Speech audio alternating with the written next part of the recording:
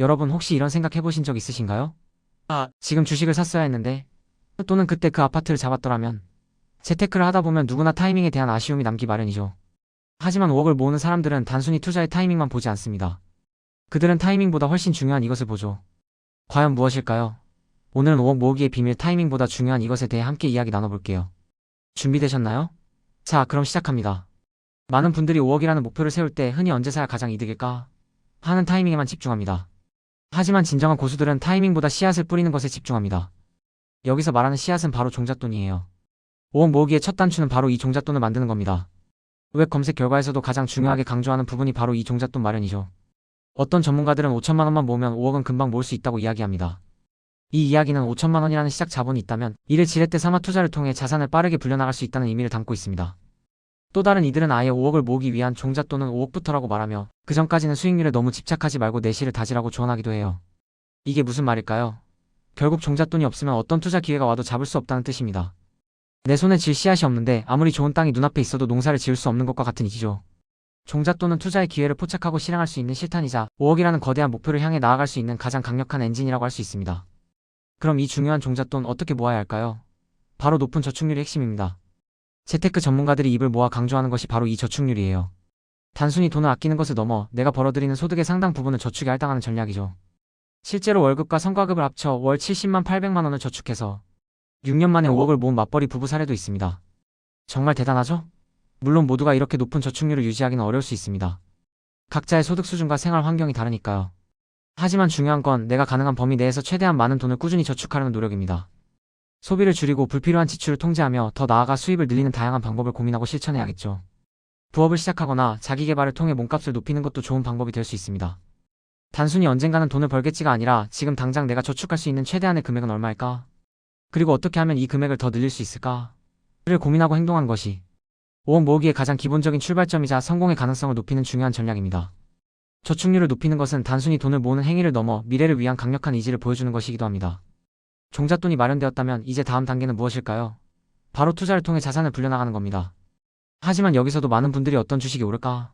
언제? 팔아야 할까? 하는 단기적인 타이밍에 갇히곤 합니다. 5억 모으는 사람들은 단기적인 타이밍보다는 장기적인 관점을 중요하게 여깁니다. 웹 검색 결과에서도 어려운 시기에도 장기적인 상승을 믿고 투자를 유지하는 것이 중요하다고 강조하잖아요. 시장의 단기적인 변동성에 일일비하기보다는 기업의 본질적인 가치와 성장 가능성을 믿고 장기적으로 함께 가는 거죠. 예를 들어 월 300만 원을 받는 직장인이 매달 200만 원씩 미국 주식에 꾸준히 투자해서 3년 만에 5억을 모은 사례도 있습니다. 이분은 연 20%의 수익률을 목표로 삼고 흔들림 없이 투자했다고 해요. 물론 투자는 항상 위험이 따르고 모든 사람이 이런 수익률을 달성할 수는 없겠죠. 모든 투자는 원금 손실의 가능성을 내포합니다. 하지만 중요한 것은 꾸준함과 장기적인 안목입니다. 단기적인 수익률에 연연하기보다 우량 자산에 꾸준히 투자하며 복리의 마법을 경험하는 것이야말로 5억을 넘어 더 큰 자산을 만드는 핵심 비법입니다. 장기 투자는 단순한 기다림이 아니라 인내심과 확신을 바탕으로 한 적극적인 투자 전략입니다. 여기서 또 하나 빼놓을 수 없는 중요한 요소가 바로 레버리지입니다. 레버리지 즉 지렛대 효과를 활용하여 자산 규모를 키우는 것이 5억 모으기에 있어서는 매우 효과적인 전략이 될 수 있습니다. 단순히 내 돈만으로 5억을 모으려면 시간이 오래 걸릴 수 있습니다. 자본주의 사회에서 부의 축적 속도는 대부분 레버리지를 통해 가속화됩니다. 주식담보대출을 활용해서 아파트를 구입하거나 역전세 위험을 주식담보대출로 해결하는 등의 방법들이 제시되기도 합니다. 이런 방식은 내 자본의 한계를 넘어 더 큰 자산을 소유하고 그 자산 가치의 상승을 통해 부를 증식시키는 기회를 제공합니다.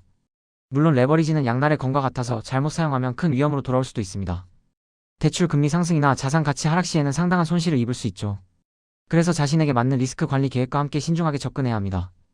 무작정 뛰어들기보다는 충분한 학습과 전문가의 조언을 구하는 것이 현명합니다. 중요한 것은 무조건 레버리지를 피하는 것이 아니라 현명하게 활용하여 자산 증식의 속도를 높이는 방법을 찾는 거죠. 현명한 레버리지는 5억 목표 달성에 강력한 촉진제가 될 수 있습니다. 자, 그럼 5억 모으기의 마지막 퍼즐 조각은 무엇일까요? 바로 인플레이션을 고려하는 겁니다. 여러분, 5년 뒤에 1억 원은 지금의 1억 원과 같은 가치일까요? 그렇지 않죠. 물가는 계속 오르기 때문에 미래의 돈 가치는 현재보다 줄어듭니다. 화폐 가치는 시간이 지남에 따라 점진적으로 하락하는 경향이 있습니다. 웹 검색 결과에서도 5년 뒤 현재 화폐 가치로 1억을 모으려면 1억 1040만 원을 모아야 한다고 설명하고 있습니다. 이는 단순히 목표 금액을 설정하는 것을 넘어 미래의 실질적인 구매력을 보존하기 위한 필수적인 고려 사항입니다. 단순히 5억이라는 숫자만 목표로 삼는 것이 아니라 인플레이션을 고려해서 실질 가치 5억을 모으는 것을 목표로 해야 합니다. 이렇게 현실적인 목표 설정을 통해 우리는 더욱 탄탄하고 흔들림 없는 재테크 계획을 세울 수 있습니다. 인플레이션에 대한 이해 없이는 진정한 의미의 자산 증식을 이뤄내기 어렵습니다. 따라서 나의 목표 금액이 시간이 지남에 따라 어떻게 변동될지 예측하고 이에 맞춰 저축 및 투자 전략을 수정해 나가는 유연함이 필요합니다. 결론적으로 5억을 모으는 사람들은 단순히 투자의 타이밍을 잡으려고 애쓰기보다는 훨씬 근본적이고 중요한 이것에 집중합니다.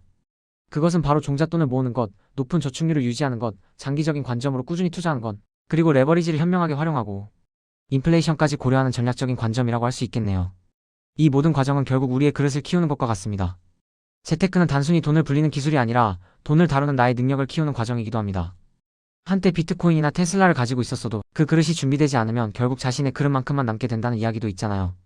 멘탈이 약하거나 조급한 마음에 일일비하면 아무리 좋은 자산을 가지고 있어도 결국 그 자산을 제대로 지켜내지 못합니다. 장기 투자는 단순히 리스크를 시간에 녹이는 것을 넘어 시간이 지나면서 자산이 남기는 안전 마진을 쌓고 우리의 그릇을 키워나가는 과정입니다. 처음엔 몇십만 원 빠져도 멘탈이 흔들렸겠지만 어느새 몇천만 원, 나아가 수억 원의 변동에도 평정심을 유지하는 단단한 갑바가 생기는 거죠. 이 갑바는 하루아침에 생기는 것이 아니라 수많은 경험과 인내를 통해 얻어지는 무형의 자산입니다. 5억을 모으는 여정은 이 갑바를 만들어가는 과정이기도 합니다. 이 모든 것은 결국 루틴에서 시작됩니다. 매일 정해진 시간에 일어나고 정해진 일을 반복하며 꾸준함을 유지하는 것처럼 재테크도 루틴이 중요해요. 장기적으로 우상 향할 자산을 꾸준히 모아가고 지겨운 반복을 견뎌내며 리스크를 시간에 녹여 수익으로 바꾸는 것. 이것이 진짜 성공의 루트입니다. 여러분은 지금 어떤 씨앗을 뿌리고 계신가요? 나만의 루틴, 지속 가능한 투자 전략, 예측 가능한 추진력을 가지고 꾸준히 전진해야 합니다. 이 루틴은 단순히 반복적인 행위를 넘어 투자에 대한 나의 신념과 원칙을 지켜나가는 가장 강력한 도구입니다. 성공적인 장기 투자를 위해 우리가 꼭 기억해야 할 4가지를 다시 한번 강조할게요. 첫째, 시간이라는 자원을 무기로 삼아 거대 자본이 못하는 장기 투자를 하는 겁니다. 개인 투자자가 대기업이나 기관 투자자와 경쟁할 수 있는 가장 강력한 무기는 바로 시간입니다. 둘째, 내가 중간에 변심하지 않도록 강력한 마인드셋을 구축해야 해요. 시장의 소음에 흔들리지 않고 나만의 원칙을 지켜나가는 강한 정신력이 필요합니다. 셋째, 인생의 희로애락 이벤트를 예측해서 각 시점에 맞는 투자 기간과 전략을 정하는 것이 중요합니다. 결혼, 출산, 주택 구매 등 인생의 주요 이벤트에 맞춰 자금 계획을 세우는 것이죠. 마지막 넷째, 예측할 수 없는 리스크에 대비해 속성이 다른 자산 23개로 분산 투자하는 겁니다. 모든 달걀을 한 바구니에 담지 않듯이 자산 배분을 통해 위험을 분산해야 합니다. 예를 들어 부동산, 주식, 채권, 금 등 서로 다른 움직임을 보이는 자산에 투자하여 포트폴리오의 안정성을 높이는 것입니다. 5억 모으기는 결코 쉽지 않은 여정입니다.